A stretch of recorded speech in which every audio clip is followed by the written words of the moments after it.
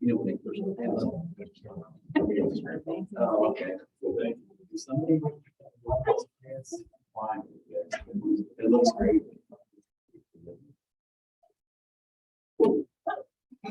Bunch of what come right to it.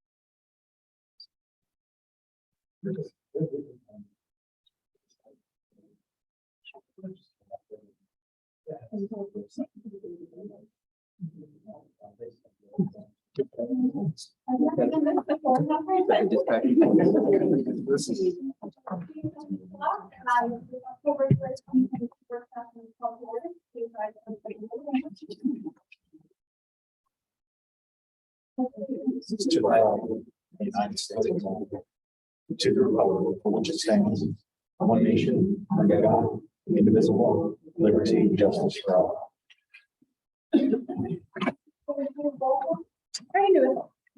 Yes. Dorfler, we know is excused. Frank? Here. Takamo? Here. Ferraro? Here. Server? Here. Morris? Present. Sabal? Present. Is there any public comment?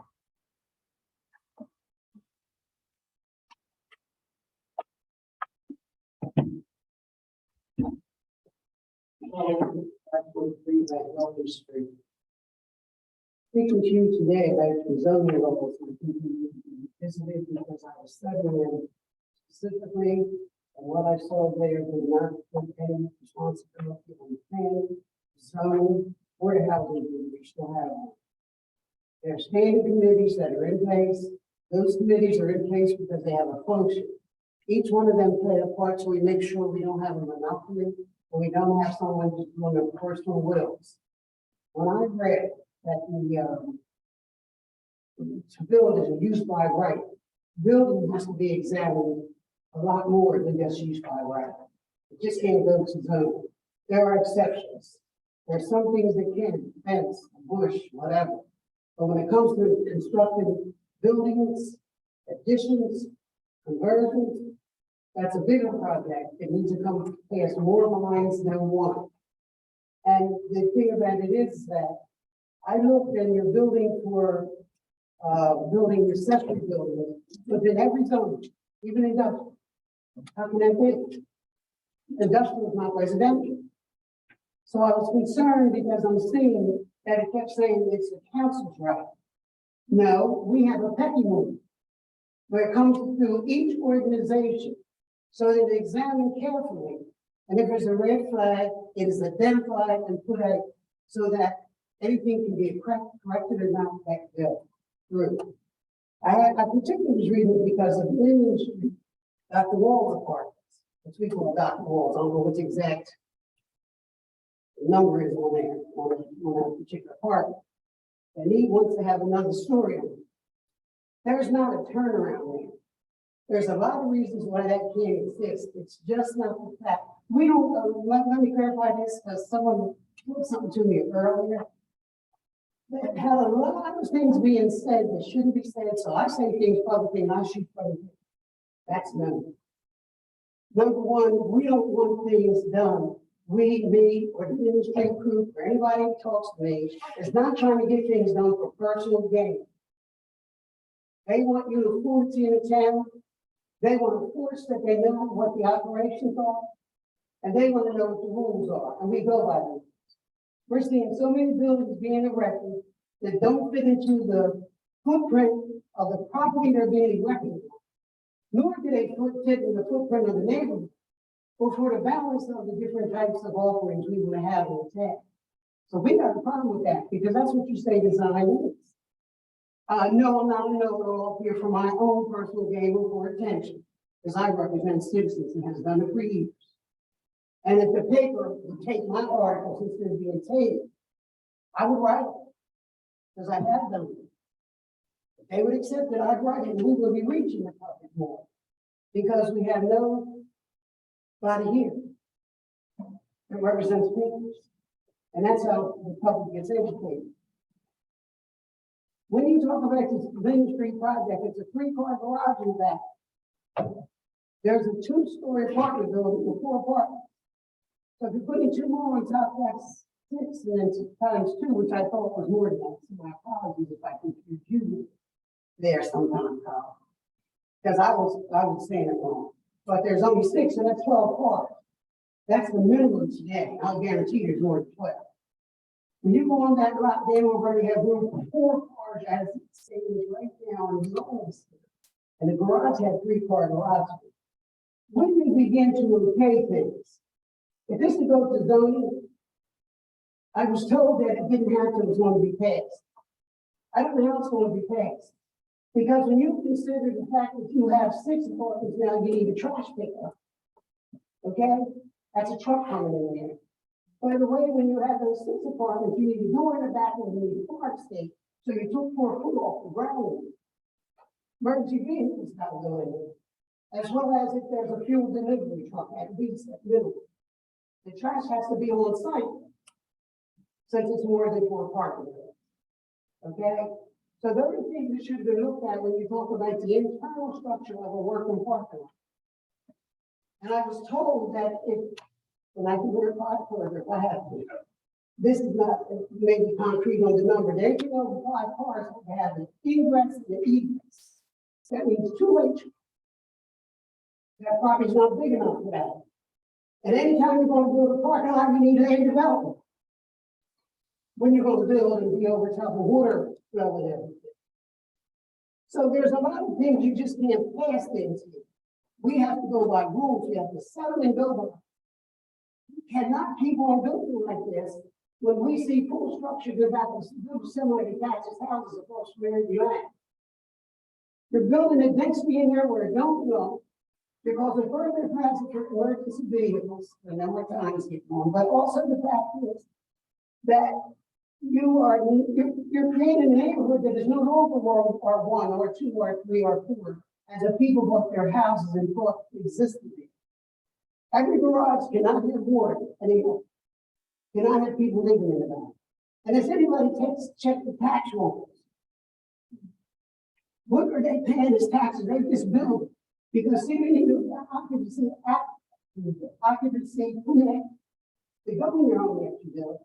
And then the tax people need to assess it for you to pay them. Okay? So when these are ones, we shouldn't be seeing those things go up. Unless somebody subdivides their properties. Like can they do it in R1? They should be R2 or R3. You can't get away from the ordinances that are here. Anything that's proposed has to fit into the ordinance. Even if it is approved like this. It cannot just be haphazardly put in. So I'm telling you, there's not a turnaround for all that in that space. It never has been. That place was built when people maybe had 1 car or none. And also, let's think about the street another way people are thinking about. 2 churches on there have always had membership to parking from the top to bottom of that street. any church we have in our town, Presbyterian Baptist, whatever.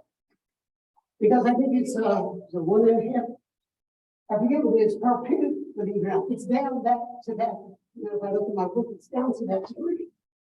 We need to start thinking about this stuff. Because those people utilize that street too. We can't keep cutting people in where they be parking off the street, cutting off parking, where it's traditionally been. Has nothing to do with age. One of the other things I might say on the person, but I don't have time to cover everything I've got, so I know I got some time. If anybody got anything to say, you can never say that. I say that answer, no one is saying you. I don't have 12 people in my home, never have. Highest I've ever had was 5, and I got a poor baby. 3 living areas. Kitchen and 2 bedrooms. All county approved things in my yard, look at what I do. Just want to tell you that. I don't drive a horse and buggy. And if anybody's wondering what I do drive, I don't know about it. I didn't ask him for gas money, and I didn't ask him for feed. I don't knock on nobody's door today. So if you're making them self-sufficient, sorry. But I'm going to be a part of this government. Any means necessary, I'm going to be a part. And I'm sorry, and this is for the person who knows what they say. I'm sorry my black blood runs blue.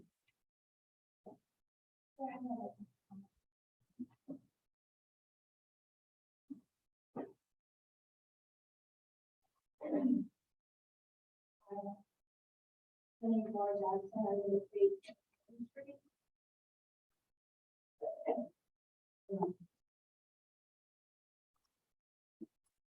Oh. Sorry. Meeting for the council.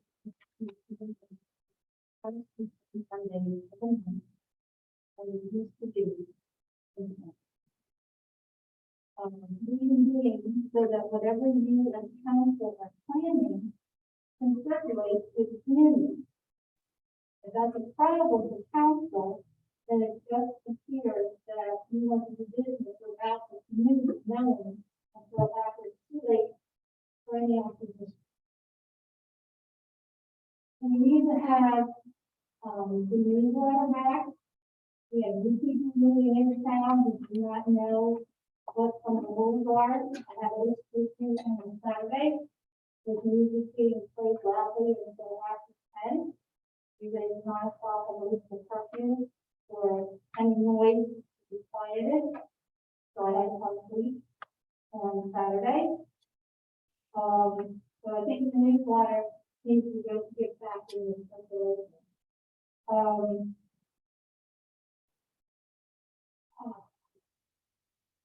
And the other thing I have is who manages sidewalks? Because, you know, I don't know if you guys walk around town, I'm not talking about this uptown, but throughout town. Sidewalks are tripping hazards. If anybody falls, who gets sued? Borough? Is Borough get sued if somebody falls? Sidewalks need to be looked at in all areas. They're up, they're down, they're cracked, they're broken, pieces. The sidewalks really need to be addressed. Let's see. Another thing, the trash throughout town, it's in the trash can. There are areas in town where the trash can is running over with trash. People are putting trash in the recycling. So if you have that much trash, that means, what, there's too many people in the house? I don't know. But trash cans are running over, raining, you got squirrels eating bagels and popping, you know, on the section. So, that's an issue in itself. And I called the borough back in September and asked for a new trash can because my lid broke on the trash can that I had. My son fixed it. It broke again, and I called the borough and I haven't gotten the trash can yet. So that's, you know, that's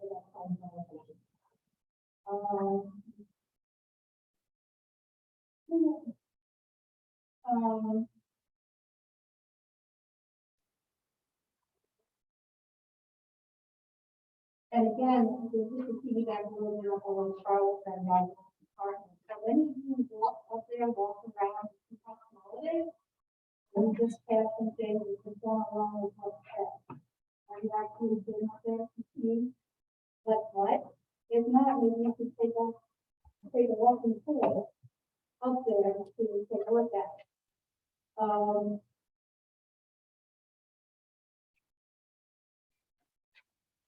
I think that's all. Thanks. Anything else?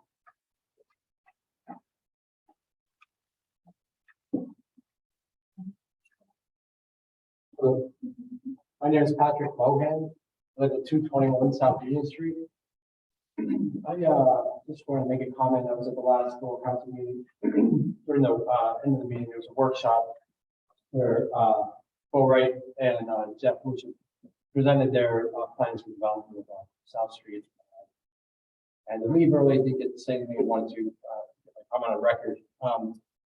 I'm a local architect, and I know both Bo and Jeff on a personal level, but that aside from that, looking at what they presented and with an eye design, some experience in that in design, was really astounded at the originality and creativity that they presented.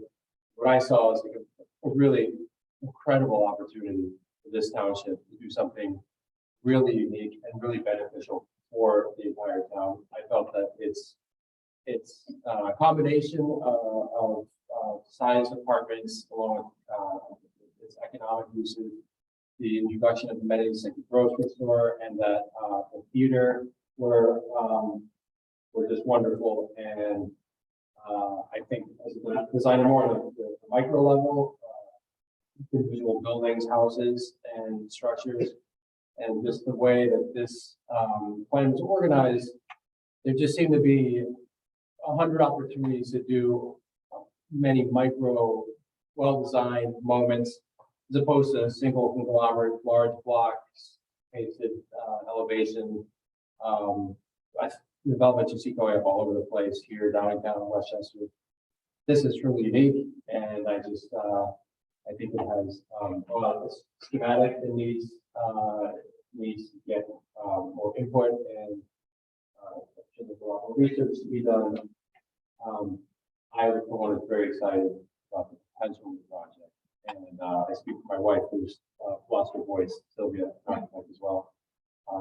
And I think one last thing is, as a potential for first-time home buyers, I thought it was the closest thing that we could get to a solution as far as affordability through size, and I think any desire for large 3-bedroom, 5,000 square foot homes for a new family are would be personally, I think, are crazy. And my wife and I had our second kid in a 500 square foot apartment in New York. Had 6 kids by the time we moved, left our house, first house in Kennett Square with it's just under 1,500 square feet. I think these new units would be a real opportunity for families to come into the borough and be able to walk to Cottage and ice cream, but all the big stuff. We love living here, we love this town. We think this is going to be a really, really special, hopefully a really special place. And just want to get that on record. Thank you. Yeah. One more time.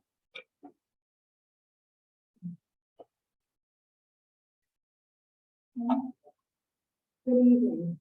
My name is Mrs. Brenda Black. I'm from 221 East Legend Street, Kennett Square.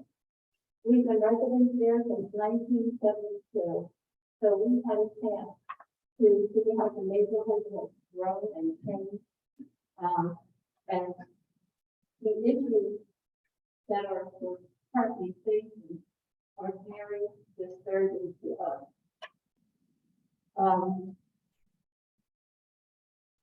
We were members on the board of health historic institutional project, and we were always a community. We always came together as a community and served the needs of the community.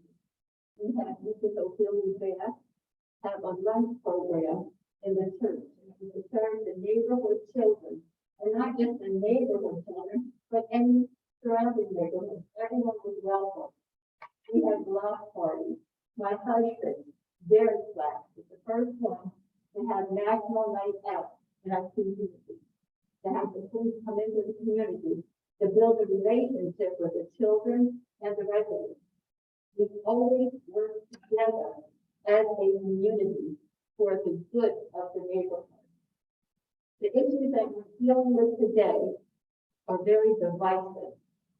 We have people coming into the neighborhood with colonizer mentality that are self-serving and with ulterior motives and hidden agendas.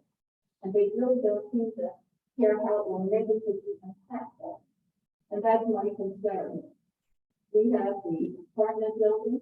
When you walk past it, the trash cans are overflowing, and it's a horrible smell. So that would tell you something about the number of residents there, you know? Maybe there's just too many, and now they're talking about, from what I understand, is adding more apartments. And in a residential neighborhood, we do not want businesses in our neighborhood. And the main thing is, I've never seen one issue cause such a divisive reaction among the neighbors. There has been such hatred and outright disrespect towards one another over this issue, and it's totally unacceptable. So I just want to voice my concerns.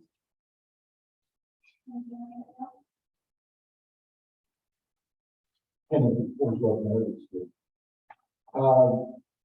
My comment is basically something you've all heard before. I've heard several members of the council up there talk about affordable housing. And yet, there's that massive unit of luxury apartments that's going to be going up at the intersection, West State and Mill Road. Now, to me, it sounds like somebody along the line has made their mind up. We don't need a point like that. If that is what your mindset is, then you need to get out in the community and look and see. We have people in some of these apartment buildings over here on the south side of town with their 6 and 7 to a bedroom. There are several houses in the south side of town that rent out space to 4 or 5 other people besides the families that live in this. Why? Because they can't afford to rent themselves because of what they do pay. Is that their fault? No. It's the employers who are not paying them a decent wage. But still, council has stated that we need to think about affordable housing, whether it be apartments or small bungalow type houses. That's what we need to concentrate on. Not these big luxury apartment buildings that are going. It's not fair to the community as a whole. And it's really not fair to those who could use that. But something you all think about. Get out, go around the community, talk to some of the people. The only time it seems like people that sit on, whether it be township supervisors, borough councilmen, state representatives, seem to get out and go around and look when it's time for election. The job's 365 days a year. I applaud you for doing that, by the way, to do that. But you still need to get up and look and see what the community looks like. And the community is not uptown. Because that's what seems to be everybody concentrates on. We have to do this, we have to do that. Because the response I've seen is not right. Seems like uptown and this is something different. It seems like anytime something goes wrong uptown, whether there's a hazard or something, it gets fixed right away. If it's anywhere outside of the uptown, it takes months, years to get this. Maybe it's lack of concern by the citizens. I don't know. Safety comes first for me.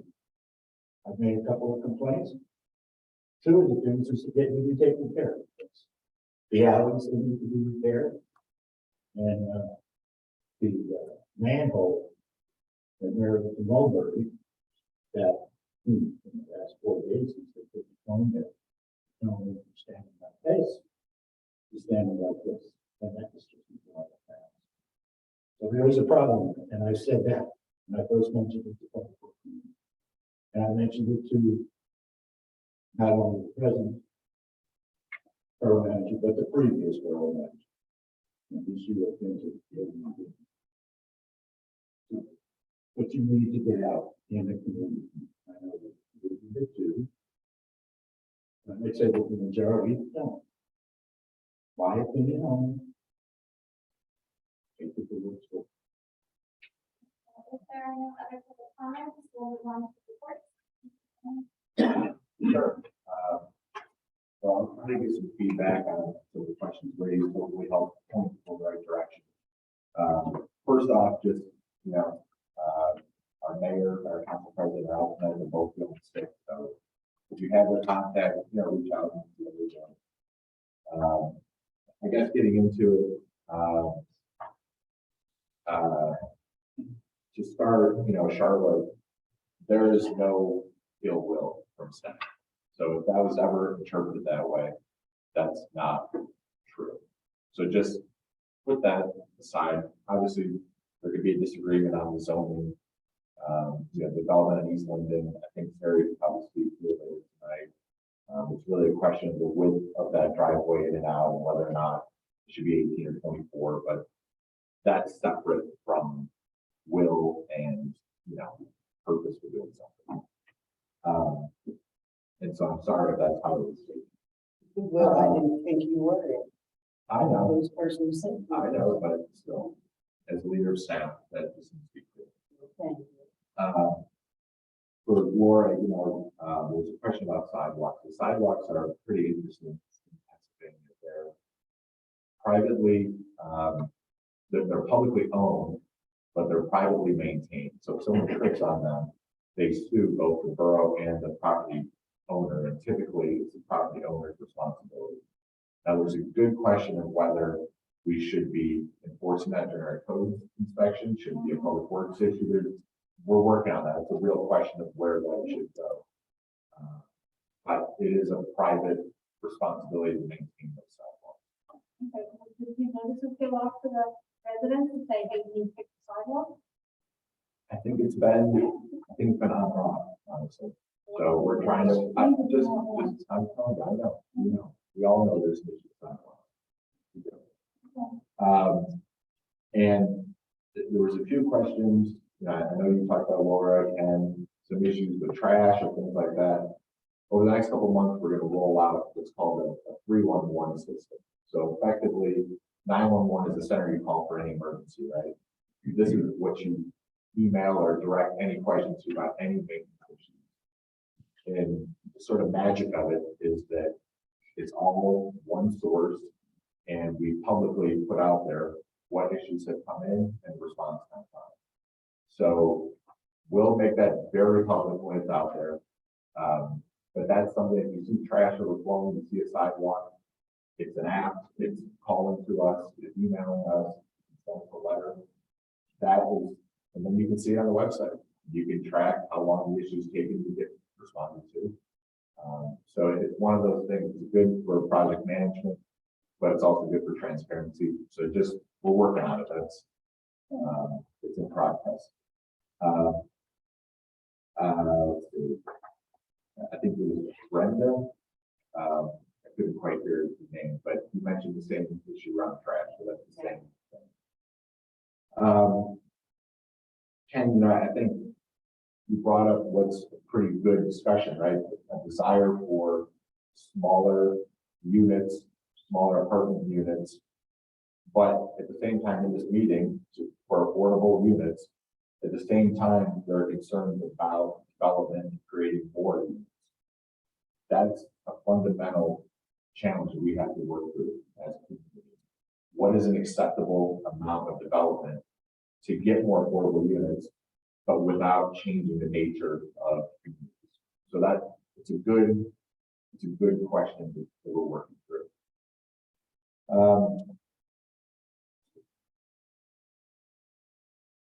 I think just, thank you to Patrick for coming and making a comment. You're always welcome to come. The last thing, just quickly here, Sunny, if you would stand up. Sunny just started with Borough on Friday. He's our new assistant to the manager. I think he's been a great addition to our team. He comes to it with a lot of experience as the chief of staff in a bigger city. So I'm really looking forward to what he's going to do. It's a lot of focus on communications, things like the 311. So a lot of the things that we're talking about as a need, that's what somebody's going to focus on. I think that's all. Last name, please. With that, Well,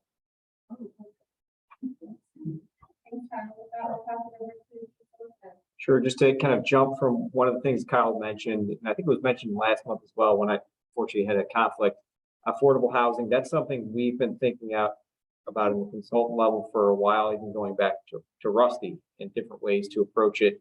As Kyle mentioned, it's this balance, because we, the borough, can't dictate that someone builds something, right? We can provide them the opportunities and the ceiling to do it, but it's their pick.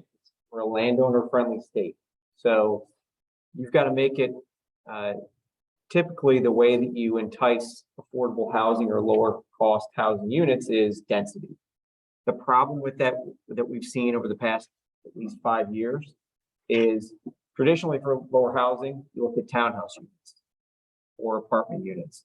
But we all know that that's not the solution, because the apartment units and the townhouse units that are coming through are high priced and they're not affordable. I've seen a townhouse unit go for upwards of $660,000 starting price. So we have been putting our heads together and continue to do that about ways to approach affordable housing where the enticement is not additional density, because that creates its own set of issues. One of the potential tools that came out of the Pennsylvania legislature earlier this month is Act 58 of 2022. It allows for us down at the municipal level to provide tax credits in certain circumstances for affordable housing units.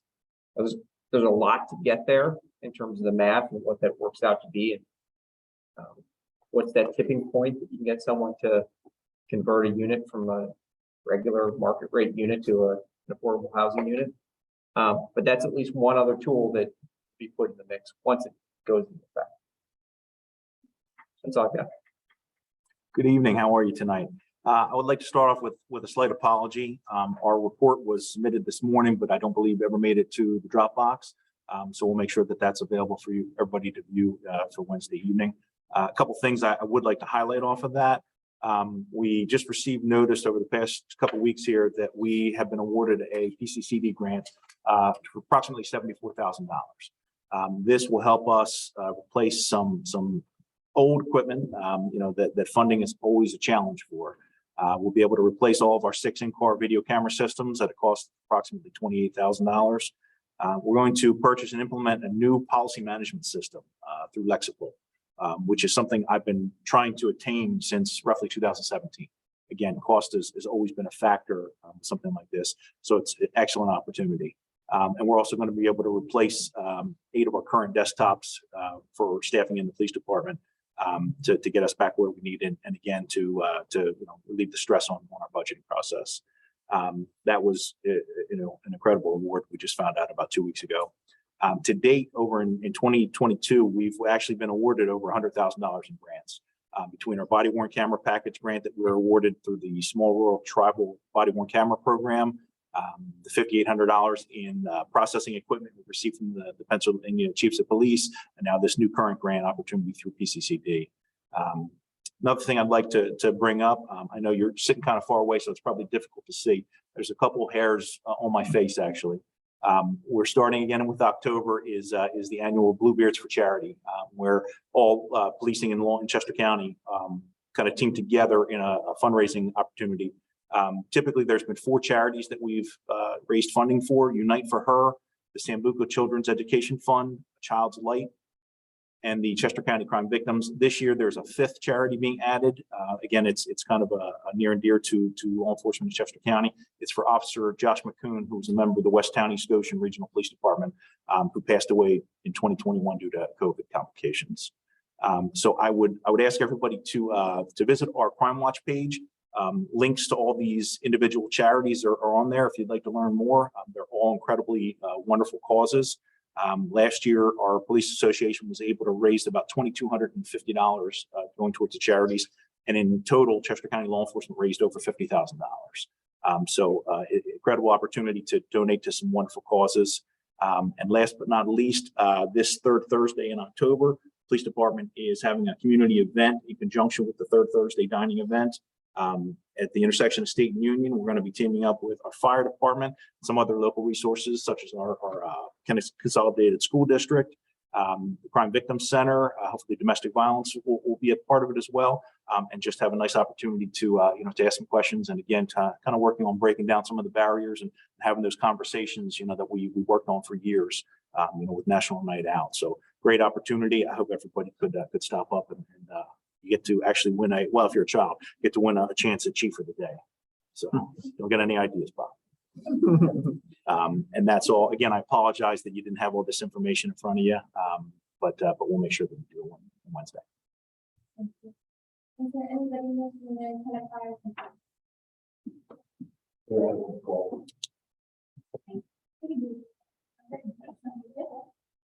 So the fire commission did have a special meeting last Thursday discussing the budgetary things and another meeting.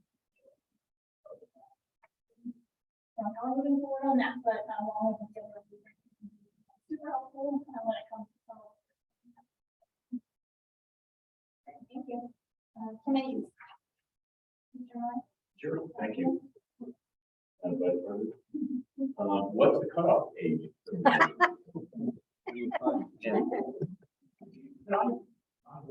just ask you reference Jackson's concern? What is the curfew in Canada weekdays and weeknights? Noise? Weekend and get something. The noise is typically 9 p.m. And me and Ms. Jackson had a wonderful conversation this morning. A lot of times, like a lot of our local ordinances, they're just not readily aware, to our general public.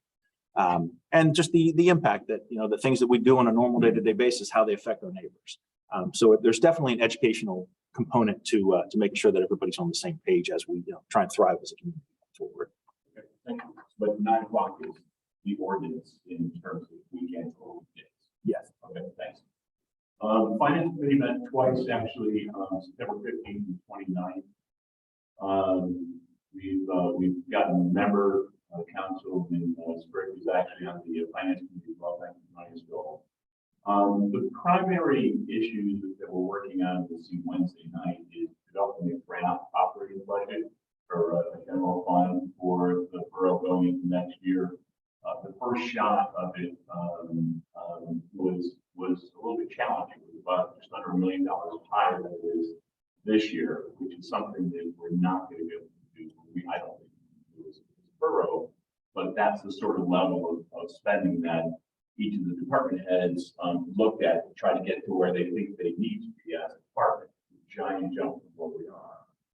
On top of about $2 million will be on an annual basis for the next 5 years plus for capital spending to get us to where we need to be to help improve the roads and the sidewalks, and the sewer plant and water and all the trucks and equipment we have. It's a gigantic mountain that we have to climb as a community. And we'll start to get into it much more detail on Wednesday, but just to prepare you for that, if you're around Wednesday for our meeting, please come.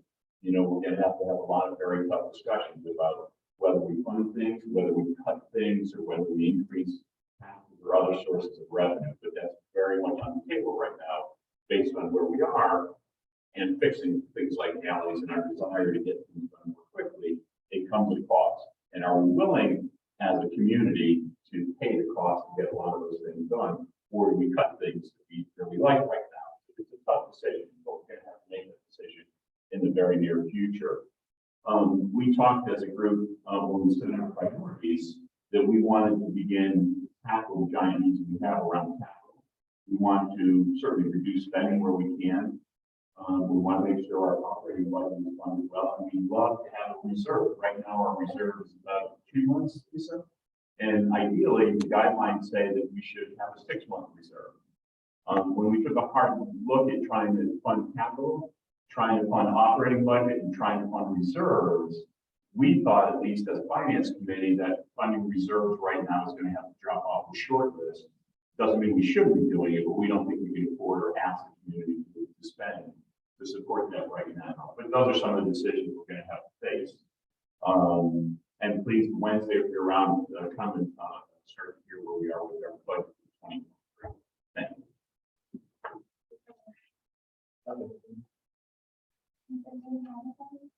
Public safety meeting, last Tuesday, we went over all the applications that are being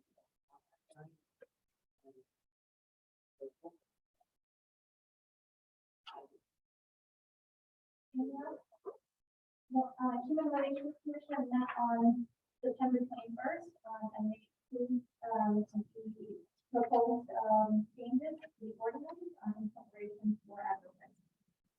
With that, we'll just move on to our first, item, and it's to consider the adoption of the Act 167 law.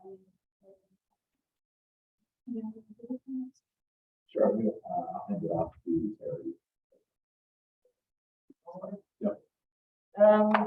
Basically, stormwater since 2014 has been amended. The state of PA, we have our new amended version, I believe. We got copies from Rachel.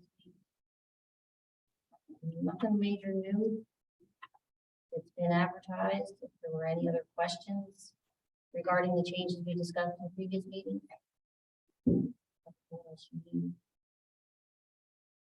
I'm one, if I may, Terry or Mike, I'm not sure. The ordinance looks to go retrospective back to 2014. Yep. Yes. Which is a big thing potentially for someone who's done a project, thinking that, I mean, the issue briefly, as I understand it, from everyone's knowledge, is if you have some work you do on your house and your property, it can't upset more than 500 feet, I believe, 500 square feet, Yep. right, for a minor thing. So what this new ordinance's law does is basically say, going back, now we have to go all the way back to 2014 and include anything that's happened to that property since then. Yeah, do you want me to speak to that? I don't like that, but it seems like this is really not an option. We can't say no to this. It's sort of like sign it or not. I mean, you have to basically, right? So isn't it silly for us to pass this ordinance, or why do we need to do it? So we have to do it because, to step back, as Terry mentioned, in 2014, we and every other municipality in the county had to adopt new stormwater management ordinances. Those actually come from EPA to the state of Pennsylvania, to DEP, to the county, to us. So big trickle down here. And those were required by the Clean Water Act and the Clean Streams Act on the federal level back in like 2000. It took them that long to finally implement them, get it kicked off. And it's mandated on us. We're where the rubber meets the road. Because we get the permits in, we process the permits, we know what's coming through. The reason why it's retroactive is in 2014, the ordinance that went in had those same requirements in it.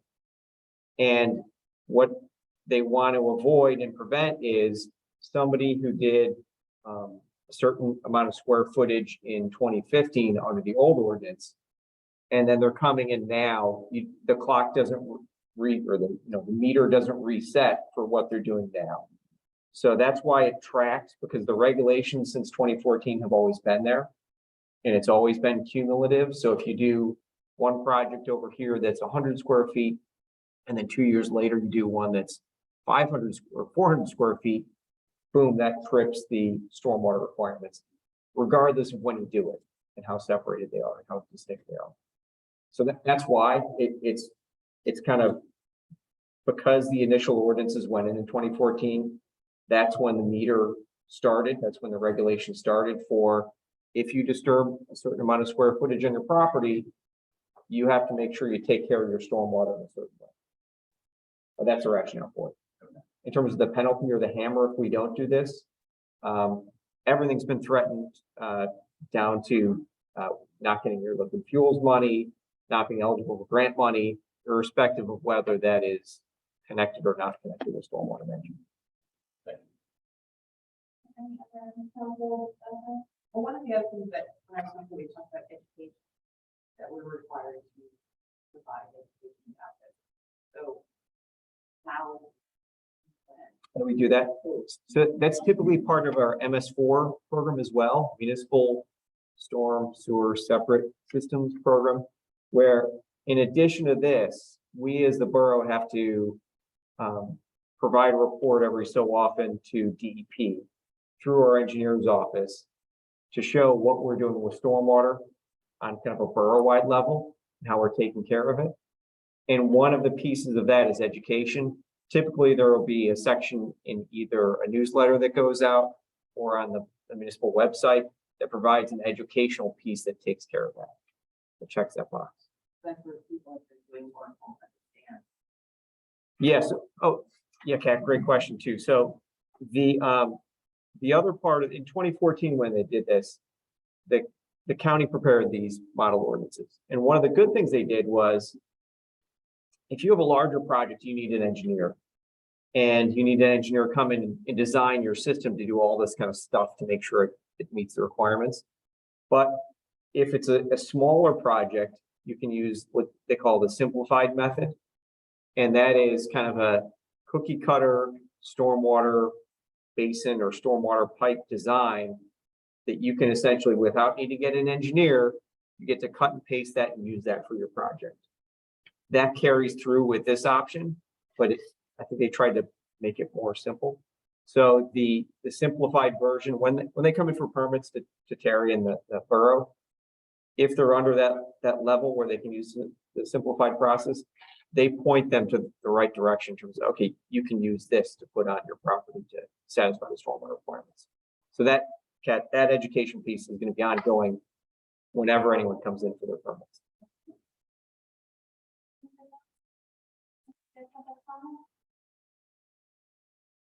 Just so you know, this is not new to Plattsburgh Borough. It's been in operation since 2014. It's been effective, it's been happening. These are just amendments to it according to the state. So we've had it all along. It's new to a lot of you. But we've been, there's a few reported ones already, the simplified project and major projects, absolutely. Anything over 530 meters. It's not new, amended according to the state. Well, is there any further council or public comment?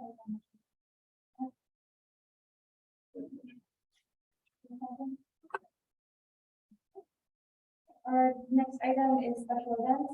First, the Kennett High School homecoming. Sure. With the safety committee, Sure. So this is called a historic event. We've done this several times with the high school for homecoming. Typically what happens is they stage, usually there's a float for each, grade 9 through 12, is made, and staff and students actually do a parade leaving Demon Drive onto South Street. They go up Broad Street to Mulberry Street over to Union, and then Union Street back down into the entrance of the high school, just prior to Scarlet Alley. Very short parade. It's typically a duration of 30 minutes at most, but it's something that we've worked with them, for several, I want to say probably about 7 or 8 years now. So it's always been a very nice parade. Just takes a lot to close down that little section of town. So nothing new for us, and we had no recommendations against it for public safety.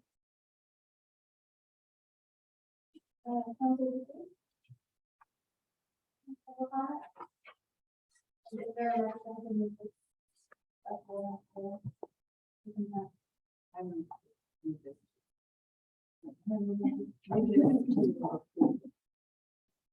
Is there a second? We can move on to the holiday lights.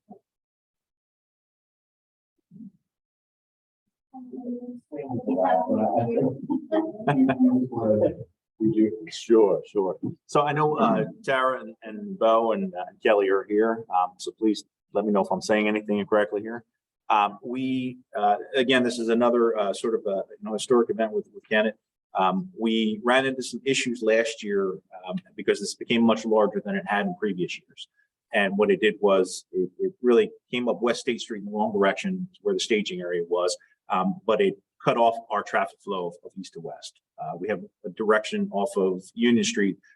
We direct all traffic onto West Linden Street and then connect back down onto State Street. And the parade just became too big. It really gridlocked the entire town. So this year, in conjunction with Public Works, we kind of proposed potentially a new parade route. And we basically discussed using the parking lot here as a staging area, along with some of Broad Street, once we figure out the total amount of participants in the parade. And the parade will go north on Broad Street and essentially start for the public as soon as it crosses Cypress Street in the 100 block of South Broad Street, going over to State Street, and then utilizing the 100 blocks of East and West State Street as, again, more public staging area. And then the parade will disperse after it passes Center Street. So just changing the direction, making it a little bit less of a congestion issue. So it should go much smoother this year. Please feel free to add anything I've left out. And I think you may have noted this, but Broad will stay open. It won't be totally shut down. It will just be a temporary period where cars will not. So no, Broad will actually shut down since it's going to be all staging. We're going to keep Cypress Street open. And then as the parade comes up, we will shut down traffic intermittently until the parade gets all crossed. So will there be parking signs on Broad? Yes. Yeah, we'll put advance notices out, kind of similar that we do like for Mushroom Festival with the car show down in that area.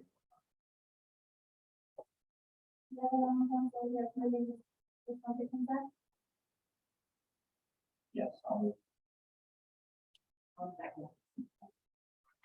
think that is that we don't need a motion in a second. Next one is Carla and Connect Collaborative Housing Event. Hi, I'm Lisa Baldwin, I'm speaking on behalf of Carla. We have a request in to post streets for Halloween candy trail, which is basically borough parents and children, lots and lots of them, collecting candy from all the merchants and anyone else that wants to set up and give out candy. I think we're trying to get some s'mores out there too, but the main concern is the safety of borough families. I don't know if anybody remembers, but 3 or 4 years ago, we had to sell a car at this event. She was okay, but it was scary and upsetting, and kids in costumes wearing masks. And though I'm not a huge fan of shutting down the street late on a Saturday afternoon, it's important for the kids in the borough who are coming out to have fun, and parents don't have to worry about traffic. Is there a general consensus on State Street that this is desired? I sent out an email and no one objected. I mean, yes, will it cut into personally my business's numbers? Absolutely. But it's a fun event and everybody loves it. So the kids, the families, our people, our community. But I have received no negative feedback. Will there be other things happening on the street, or Just kids in costumes, in strollers, running around, wearing masks, costumes, and families collecting lots of candy. We're looking into inviting Girl Scouts to come and For do the s'mores. s'more station. But it's not a sales event, it's a community, let's have fun. The kids get to wear their costumes today. Who doesn't love that? or just like the street looks like? We may also have photo wall. State union, yeah, with hay bales in the background for photos. Okay. So this is an event that's happened before, but the roads were not closed. Correct. And I'll just note that the time was kind of designed so that it opens back up to 6, which hopefully is somewhat of an accommodation for some of the restaurants. That's kind of their busiest time. So the roads will be back open shortly thereafter as folks are coming in to dine. So it's 3 to 6 p.m. Is the time to do that. So This was presented at public safety. Oh, yes. Before. It was a quick presentation, so you didn't have any paperwork on it to look over. So, the concerns were what we have, what else is going on? Are we closing down Union as well? Or is it just? So I think what was presented to public safety was to keep Union Street open. And some ideas, back and forth in the discussion were if, because it didn't seem as though there was really anything taking place on State Street, that it was just, we were kind of closing this down so there's no traffic, flowing through. I'd asked, is it potential that we could just have people crossing, at State and Union? For people that are going from the 100 block of East State Street to the 100 block of West State Street, could we just simply safely cross them? Did the streets need to be actually shut? I think was my question. And I think there was some concern, have we heard from all the merchants? Because this is always somewhat of a contentious issue when we're shutting down the blocks. Indeed. So I don't know if we had all that information when we were discussing. I sent out an email last week and I haven't heard anything negative. I've heard a couple of positives. Good to know that the kids are going to be able to run around. Yeah, just to it's a positive issue for the borough, the police have to connect the people, public works have to come in on the weekends. So it's a cost issue that person has to fall into a budget and get paid. Sweet. I don't know what the total cost is, but we did drop off, Nick Collaborative was asked to drop off the escrow deposit for this event, and that was dropped off. I don't know what the total cost is. The escrow was $250, but between Nick Collaborative and Karma, we would cover whatever's necessary to do that. Is there a desire from council to move this? Who wants to close our market? So this is, roughly the same thing. Here for a while. Now. Spring, fall, I think it flows, space in the spring. It's not a huge impact on other areas. I think probably the biggest question here is how far do we allow people to see events? So it's something to think about with that.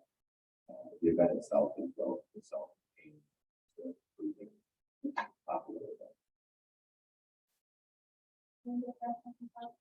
That was my comment that I wrote down is how far an event something happens. Is are we keeping this some of that calendar walking? So this would be further out, but we told local market that there's layers of. I think, realistically, whatever we do here, we won't be, even if we sold, it would be shoveled in the ground by them, but you're right, it's a different consideration. And maybe going forward, just letting people something wrong.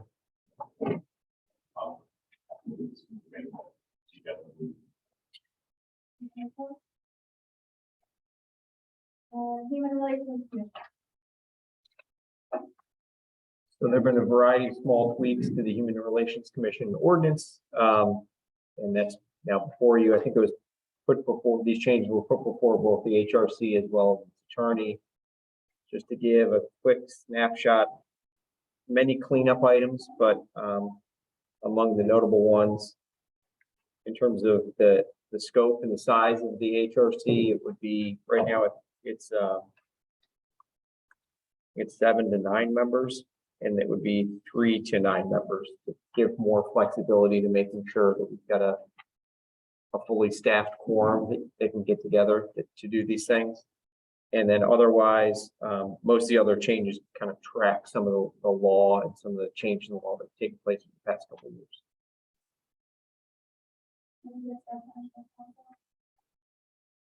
Doctor, in section 5 on page 3, it says the establishment review commission. As Mike was saying, we decreased it to 3 instead of 7 and no more than 9 members. It currently says members shall, the language of members shall include, but shall not be limited to residents of the borough. I know we've spoken about this concept a couple of times. And personally, I just think we should have people that live in the borough on these committees. In this case, since it's human relations, and it sounds like we're struggling getting people on it, and it has to do, a lot of it has to do with how things work, is maybe would the council consider something to the effect that members must be either residents or people who work a minimum of 25 hours, like put something within the borough as well.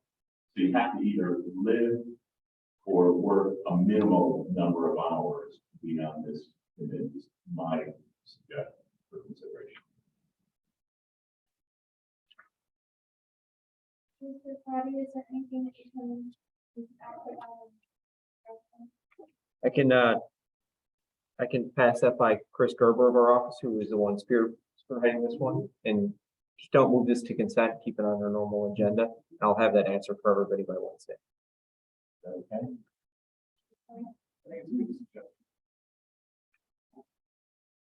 So we'll move to consider the approval of the 2023 capital improvement plan. Sure, so this is the plan, presented to council, the last meeting, Wednesday, September. It's been available on the website since then, it still is, it will be. Just for quick review, I'm sure I'll sit here in the planning process is a strategic planning effort, which we did in late summer. Next year, we'll do that in the spring. Then you vote on a really high level objectives for the community, what matters to the town, what do we want to be as a borough. Second layer, the capital improvement plan, what are the big ticket items that we need to further that stated goal. So the goal coming out of the strategic planning effort was the capital improvement. The second being housing, attainable housing. So this capital improvement plan, hopefully, it tries to address the priorities outlined by council. And then the last phase we do every year is the budget. So it takes all those bigger items, it funds everything that we can, it fills in staffing and operating costs to make that a reality. So this is a vote now. It's a little odd this year because we're so doing everything so around the same time, but there's still value in the document. Saying what your priorities are as a government as we move into the budget. So is there any council discussion? Voting on this does what? It's really sending a message and getting us into the acts of adopting an improvement plan. Next month, you could vote on the budget that undoes all of that. You always have, that budget is always council's final right. But this is, trying to get into a good practice of planning and being deliberate in what we're doing. This is a really critical step in that. This is more like a framework. These are the big things that we feel around. And it's sort of a way to be transparent about what our goals are, where we see us wanting to prioritize our spending. So that's why this is public, has been, it will be public through the end of the budget process. Our budget is online. I'm guessing we early next week, following the presentation on Wednesday, we'll have line item details on the proposed 23 budget. So I want to go through with each line. You have, access to the computer or digital. By all means, let us know. So, we're trying to be transparent of what we're spending dollars.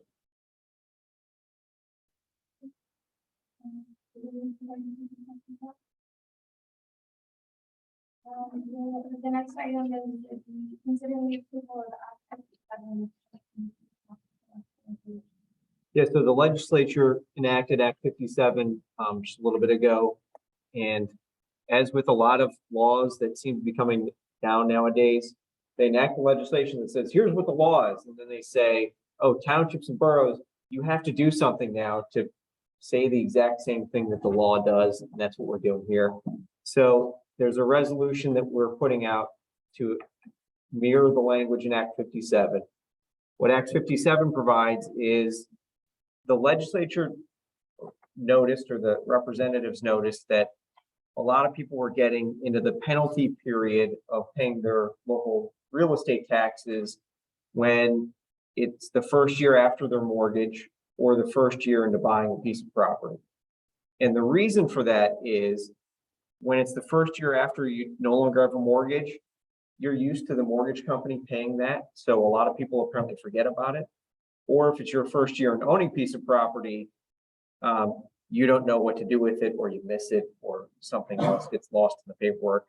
So what Act 57 does is it allows a process for someone who is in the penalty period, the 10% penalty period, to get that 10% penalty wiped off. It's only for that first year, in the first 12 months. They've got to submit like an attestation to certify that they didn't receive it, and they have to pay the face amount. No one's getting out of paying their taxes. It's just getting out of paying that 10% penalty. We don't have any flexibility in this one either. It's what the law says. But again, it's one of these where they said, oh, here's what the law says. In Borough, you have to put a resolution in place to say exactly what the law says.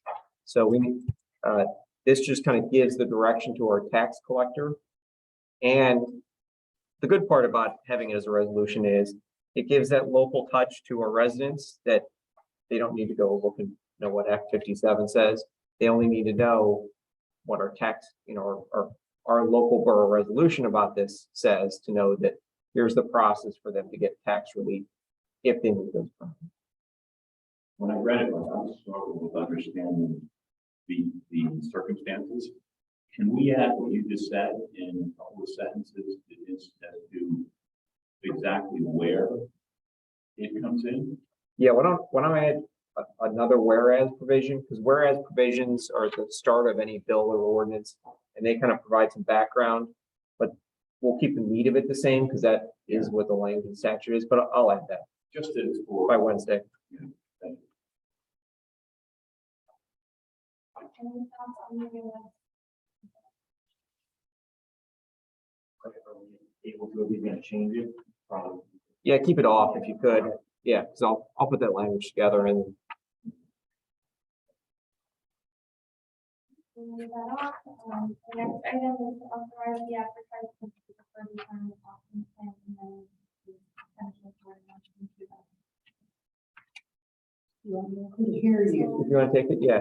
So this is an amendment. It's a amendment to the police pension plan ordinance. What they're considering now is just advertising it. So in the collective bargaining agreement 2 years ago or so, 3 years ago. So 2 years ago, the drop plan was introduced into the CBA, the collective bargaining agreement. That allows officers to continue working despite that they've hit retirement age, and they kind of shift their, please can correct me if I'm wrong on this, they can shift what they would have gotten out of pension into essentially an IRA, but keep working. And that way we keep valuable older officers and less young officers, but don't force them out because of pension requirements. So this is a catch up to make sure that our police pension ordinance mirrors and matches what our collective bargaining agreement says. Good. Thanks, Jeff. Any thoughts?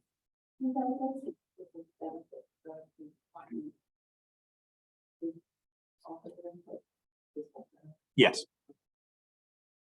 And again, this is just for the advertisement, you guys are approving this time around, and then the actual amendment to the pension plan will happen the next meeting. So with that said, is everybody okay with moving it to consent? Full vote, Bill Peters. The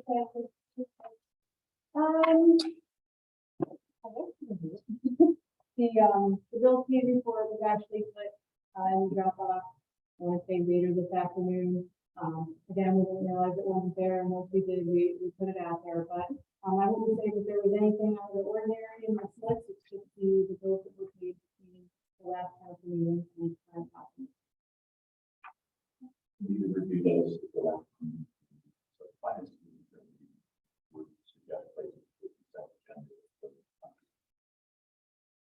And then, our final item is the approval of council meeting minutes.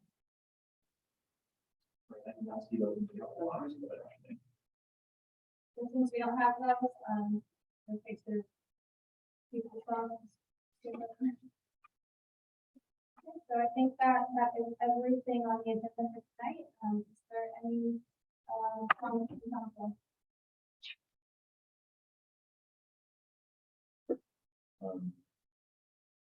Just a couple minor things. One is to compliment Kyle, I think the format of the agenda is very helpful, have more details, so you know kind of what the need is, what you're getting into, and hopefully we'll folks are looking at as well. And then the other comment was that Kenmare Park Authority is having a community meeting on October 18th at 6:30 at the Creamery. What they're looking for is public comment, guidance, suggestions on how to improve, what the next improvements for the park should look like and what they should be. So that everyone's aware of that. Thank you. Is there any further comments? There being none, meeting is adjourned. 3 minutes. Pardon me. Sure, sure. Question came up earlier about the.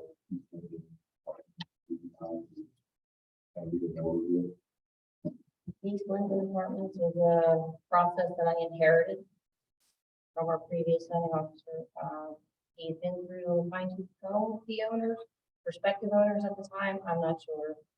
He had that taken all the way through HARB, discussed all the options with them. It is 2 stories, 4 apartments. They asked to add 1 more story, which would be considered R3 under their determination together as garden apartment, low rise. I looked up low rise. Low rise is no more than 3 stories. They've kept it under the 35-foot maximum. I have the architectural drawings. I've been through their parking requirements, their driveway requirements. They've done a survey, which they were told they didn't need with their previous arrangements. They've done a survey, they've supplied the survey to us. They've given us the standard size parking areas for 12 apartments. Understandably, I even backed up and was corrected months ago. They're only adding 2 more apartments, which means legitimately they only have to provide 4 parking places, but they delineated the 12 spaces on the property, removing the garage when they're done with construction. They're going to demolish the garage. There's green space on the property. They're actually leaving the front portion of the property alone, which the house, if you're looking at the front, the house to the left has concrete parking areas on their property, well onto that property. They're just going to bring their driveway in, curb it with their trash structure, and then start their parking areas, green space, parking areas, another green space. The permit has gone through reviews. The inspector has looked at it. I don't know what else we can add to that for any satisfaction. Like I said, we've got the right to know if anybody would like to come in when the permit is legitimately issued. It's not been paid for, so it's not public record.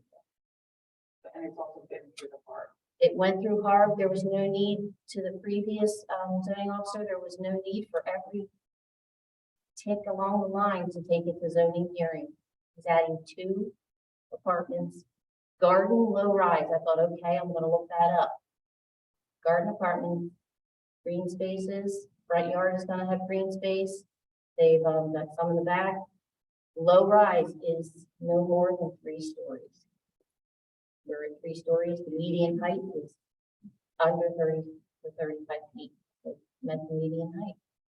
Is there a property address? 215 East Linden. Yes, I have been on the ground. 215 is the only address of record with the county of Chester. I ask you a question. You mentioned, looking at that property, to the left is also a duplex, right? You're saying that their parking also connected? There's like a conglomeration of concrete and gravel that has been added through, I don't know what time. I've only been here since April, well, March, but yeah, there's a few spaces if you look, and you need to look at the plan. the survey plan. They should share that. They should. No, they don't. They don't share it. It's not the other property. There's a property line. That's defined bearing the business's property. How many bedrooms do you need to find?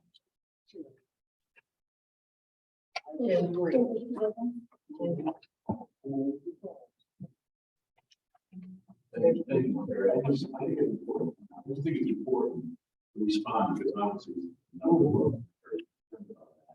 and it is going through the process that the borough has had in the past with all the right things. Nothing's being skipped, nothing hopefully is being missed. It's gone through the right committees to go down and to pass it on. And it's a by right sort of situation. So the council does not have legal right to recognize. Right. To go in and say, do something different. The owner of that property can. Well, what the R, doesn't the R just do like color, like just the size of buildings and windows and stuff? Why is it being approved by the R? It wasn't. It's in part of the one of the historic steps. district. It is in the historic district. That property is in your historic outline, and it went to Harvard. And Harvard has nothing to do with color. Nothing, no, it's just it's the sculpture, the I look think of the it. old ordinance that was true. We used to have architectural new goals, and that's what they color. And the facade, and the materials. And that was taken away. When it was taken away, it took away a lot of power, those standing boards. I said then, you might as well get rid of it. Now, to answer the question, because the rebuttal was not talking on the information that we had, it was said right here in this council by our park representative, who I think, Andy, you might know planning, isn't it? Okay, now, demolition of the garage was never spoke of. This is the first time we're hearing it. When Andy spoke, he was speaking to a garage being in existence. Therefore, while I said we have to have restrictions, we have to put the what ifs, and that's why we go through zoning, because with that garage up, it did not have room for 12 spaces, and it needs 2 per apartment. Not no 1, not no 1.3 or nothing else. The 1 point something goes to churches. Let's not forget we got 2 churches on that street to use public parking, not Sunday, but any day of the week. And that's what's been forgotten about Linden Street. The other thing is that we have no problem with that gentleman building. Only thing I said, that parking lot was not adequate. And it's not even adequate. I don't know who's got something on the left. Because that house there don't have much space in between that. Dr. Walsh's people parked right to the corner of the line. Well, maybe a hedge up there at one point, a little skinny hedge. But I'm telling you, there was no parking on there. We knew him personally. Everybody in the community, yes. So we knew his properties. And the house next door made a driveway. We don't know who approved that. Nobody. It's right up against 2 people's houses. And that's not allowed. He's also building an extension in the back of his house that, I'm sorry, it was like, it just got boards that look like they come out of a mushroom. I've been back there and looked at it from Brenda's property. Who approves this stuff? And it's a big addition. So when we say hard and all this stuff, people got to take to the streets. That's all I can tell you. Because I wouldn't live next to something like that. What we're talking about right now is That's why I'm trying to figure out what drive you're talking about, because he's got a driveway he made. in this apartment building, and it's gone through the steps. No, not first, not at first. Now Mr. Norris has. And I certainly understand the impact it will have on the neighborhood, but the property owner has the right to do. No, he didn't at first. No, excuse me, you can change stuff. Let's go back. It had a garage area, a 3-car garage that limited the space for turnaround. You wouldn't even be doing a 3-point turn sometimes. That's what's in this book. That's what's in your accessory dwelling units. And I heard what you're saying. Now the garage is tore down so we can accept that. The garage has been part of the plan from day If one. it wasn't explained to that, here's what I'm saying from Andy. So what was I'm sorry, presented I here? can't speak for Andy. He's Well, I not know you here. can't. And I he's don't not want to argue with anybody. It's what I'm saying is that he presented it here and we're talking about hard put the stamp on it, and we could say that over and over. So he said that there was no garage demolition. What my thing was to you on that knowledge that if you're going to have somebody who's gonna be building something and not have adequate parking space, you're gonna have to put some prerequisites on that, or limitations or restrictions, and not to see that garage even develop thereafter. So that was there, and that is our thrust, and we were correct with that. Because if it existed like that, and we kept talking to that, and nobody was telling us about a garage torn down, and I talked to several sources. So that's, but no, you gotta be able to explain stuff to people, and we go A to Z too. I wouldn't even be up here. Charlotte, just one thing, just please understand. I'm not- Excuse me, I'm saying to them, not you. I wouldn't even be up here had we known that garage was being demolished. That wasn't disclosed. Go ahead, Jerry. I'm not allowed to disclose any information on a permit until it's a registered approved permit. Well, is it? But we're talking about it here. Is it a registered approved permit now? I said that earlier, you have a right to know to come and see it when it is paid for. But it was brought up right here by council representative. We only go on what we know, and we can on what we see. Okay, but I'm still not clear. Is it registered or is it not registered? It's done, it's approved, it needs to be collected on its money, it will be collected. So is that a yes or a no? Yeah, well, no, it's We don't not have to approved, know. it's not approved yet. I'll take, might take this one. Thank you for giving the background on it. I think it shows there's some value in reaching out to staff if you have questions about things. But to your point, it's not a public record that we can't put it out there. Okay, but you just did tonight. Now we know that the garage is going to be coming down. It seems like that. Yeah. Now we know. Did Thank you. anybody ask the owner? Did anybody care to go to the person doing the work and talk? If you all, no, it's one person. If you all know so much detail, sometimes it's just the main thing to do. We gotta haven't done do anything. one. We don't have to talk to you. We haven't done anything wrong. Thank you. You cleared it up for us, Mr. Norris. Watson, you can't shut down discussion. There's two sides to most of these. No, that wasn't two sides. You said that you would have went to them. How are we gonna know when it's out of thing? No, when it comes to what's going on with zoning and codes, she's our expert. I understand that. I'm not saying she's not, Mr. Norris. That's not fair. I'm not dismissive when you're saying that you would have went to together, and who do we know is behind these nonprofits? Yeah, but I called and I asked who was. Now, let's look that straight. person, and no one could give me any answer. So See, we've done our homework. we're just finding out tonight that the garage is going to be torn down. And it's really not approved yet, but it's been mentioned tonight that it's going to be torn down, correct? Because we've had to take it to this extent that we would really like to be open with you. I was promising everybody, this is following the process. I've adopted it from someone else making promises and verifications. I've had to go back and re-verify things.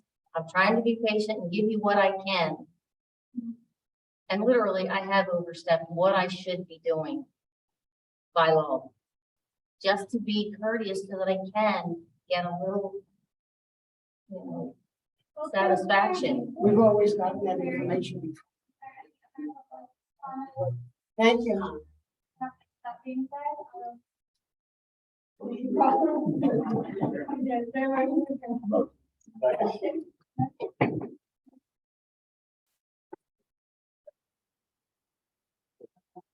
Hey, Steve.